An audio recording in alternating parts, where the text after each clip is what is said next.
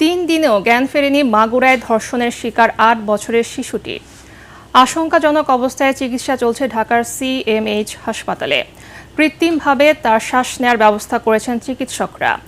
হাসপাতালে গিয়ে শিশুটির খোঁজ খবর নিয়ে সর্বোচ্চ চিকিৎসার নির্দেশ দেন স্বরাষ্ট্র উপদেষ্টা। জানান, ধর্ষণকারীদের বিরুদ্ধে কঠোর ব্যবস্থা নেবে সরকার। এদিকে ধর্ষণ মামলায় 4 আসামির ফাঁসির দাবিতে মাগুরার আদালত চত্বরে প্রতিবাদ কর্মসূচি পালন করেন ছাত্র জনতা। মাগুরা প্রতিনিধি সুজন মাহমুদকে সাথে নিয়ে রিপোর্ট করছেন মাহবুব কবির চপল। বসুন্ধরা ডায়াপেন্ট এখন আরো উন্নত। এই হট এয়ার থ্রো টপশিট দ্রুত শোষণ করে সোনামণিকে দেয় কোমল অনুভূতি। স্বজনদের ভালোবাসায় যে শিশুটির আনন্দে দিন কাটানোর কথা, তাদের হাতেই পাশবিক নির্যাতনের শিকার হয়ে জীবন মৃত্যুর সন্ধিক্ষণে সে। অবস্থার অবনতি হওয়ায় ঢাকা মেডিকেল থেকে তাকে নেওয়া হয়েছে সিএমএইচে। শিশুটিকে দেখতে হাসপাতালে যান স্বরাষ্ট্র উপদেষ্টা। 8 বছরের শিশু আসিয়াকে নিবিড় পর্যবেক্ষণে রেখেছেন চিকিৎসকরা। সর্বোচ্চ ব্যবস্থা নিতে হাসপাতাল কর্তৃপক্ষকে নির্দেশ দিয়েছেন স্বরাষ্ট্র উপদেষ্টা। তিনি জানান, ধর্ষকদের বিরুদ্ধে কঠোর ব্যবস্থা নেওয়া হবে। ধর্ষণের অভিযোগে শিশুটির বোনের স্বামী, শ্বশুর, দেবর ও শাশুড়িকে গ্রেফতার করেছে পুলিশ। তারা সবাই এই অপকর্মে জড়িত বলে জানায় পরিবার। আমার মেয়ের সাথে যে অনৈতিক ঘটনা ঘটেছে এর শাস্তি চাই। কতটুকু বাচ্চা যে কিভাবে এরকম অত্যাচার করেছে হয়তো আপনারা দেখতেছেন, কিন্তু পুরোটা তো দেখেন নাই যে তার কত বিক্ষত যে কতগুলো বেলাডে আঘাত করেছে।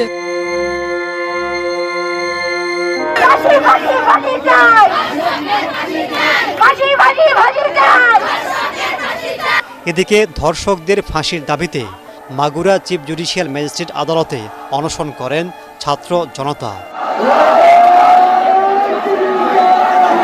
তারা যেভাবে ছোট বাচ্চাটাকে এমন ভাবে অত্যাচার করেছে, আমরাও চাই যে তারও সেইভাবে অত্যাচার করে মারা হোক। ধর্ষকের চূড়ান্ত শাস্তি হোক, তার শাস্তি ফাঁসি হোক। যেহেতু আমরা মেয়ে, আমাদের নিরাপত্তাটা কোথায়? আমরা রাস্তায় সঠিকভাবে চলাফেরা করতে পারি না। 24-এর গণ অভ্যুত্থানের পরেও 2025 সালে এসে আমরা মেয়েরা কি সেফ?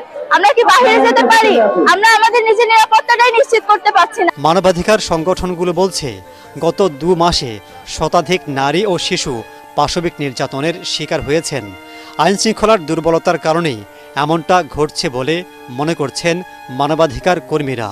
চলতি বছর গত 2 মাসে ধর্ষণের শিকার হয়েছে 108 জন নারী, যাদের মধ্যে 66 জন 18 বছরের কম বয়সী শিশু।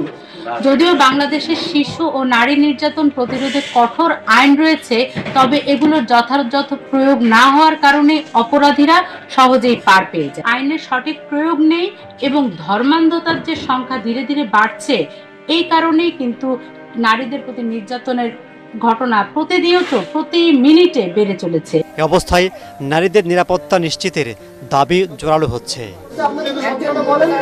মাহবুব কবির চপল, এটিএন বাংলা, ঢাকা।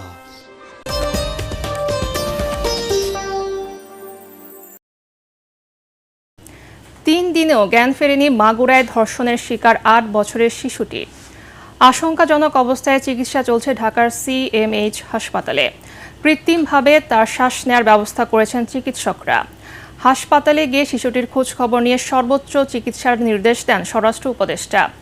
জানান, ধর্ষণকারীদের বিরুদ্ধে কঠোর ব্যবস্থা নেবে সরকার। এদিকে ধর্ষণ মামলায় 4 আসামির ফাঁসির দাবিতে মাগুরার আদালত চত্বরে প্রতিবাদ কর্মসূচি পালন করেন ছাত্র জনতা। মাগুরা প্রতিনিধি সুজন মাহমুদকে সাথে নিয়ে রিপোর্ট করছেন মাহবুব কবির চপল। বসুন্ধরা ডায়াপেন্ট এখন আরো উন্নত। এই হট এয়ার থ্রো টপশিট দ্রুত শোষণ করে সোনামণিকে দেয় কোমল অনুভূতি। স্বজনদের ভালোবাসায় যে শিশুটির আনন্দে দিন কাটানোর কথা, তাদের হাতেই পাশবিক নির্যাতনের শিকার হয়ে জীবন মৃত্যুর সন্ধিক্ষণে সে। অবস্থার অবনতি হওয়ায় ঢাকা মেডিকেল থেকে তাকে নেওয়া হয়েছে সিএমএইচে। শিশুটিকে দেখতে হাসপাতালে যান স্বরাষ্ট্র উপদেষ্টা। 8 বছরের শিশু আসিয়াকে নিবিড় পর্যবেক্ষণে রেখেছেন চিকিৎসকরা। সর্বোচ্চ ব্যবস্থা নিতে হাসপাতাল কর্তৃপক্ষকে নির্দেশ দিয়েছেন স্বরাষ্ট্র উপদেষ্টা। তিনি জানান, ধর্ষকদের বিরুদ্ধে কঠোর ব্যবস্থা নেওয়া হবে। ধর্ষণের অভিযোগে শিশুটির বোনের স্বামী, শ্বশুর, দেবর ও শাশুড়িকে গ্রেফতার করেছে পুলিশ।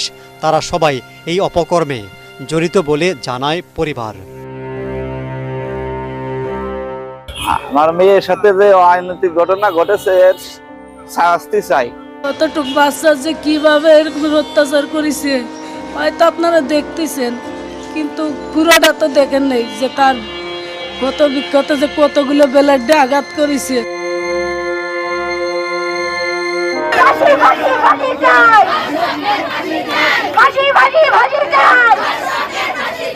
এদিকে ধর্ষকদের ফাঁসির দাবিতে মাগুরা চিফ জুডিশিয়াল ম্যাজিস্ট্রেট আদালতে অনশন করেন ছাত্র জনতা।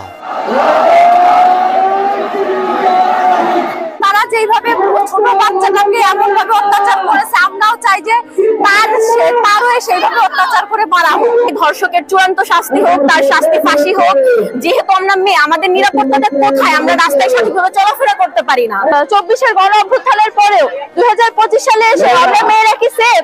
আমরা কি বাইরে যেতে পারি? আমরা আমাদের নিজের নিরাপত্তাটাই নিশ্চিত করতে পারছি না। মানবাধিকার সংগঠনগুলো বলছে, গত 2 মাসে শতাধিক নারী ও শিশু পাশবিক নির্যাতনের শিকার হয়েছেন। আইনশৃঙ্খলার দুর্বলতার কারণেই এমনটা ঘটছে বলে মনে করছেন মানবাধিকার কর্মীরা। চলতি বছর গত 2 মাসে ধর্ষণের শিকার হয়েছে 108 জন নারী, যাদের মধ্যে 66 জন 18 বছরের কম বয়সী শিশু।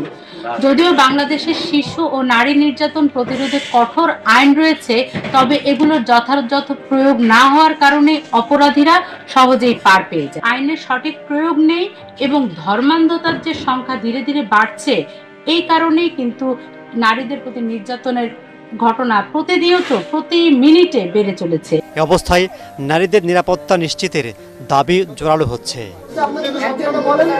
মাহবুব কবির চপল, ATN বাংলা, ঢাকা।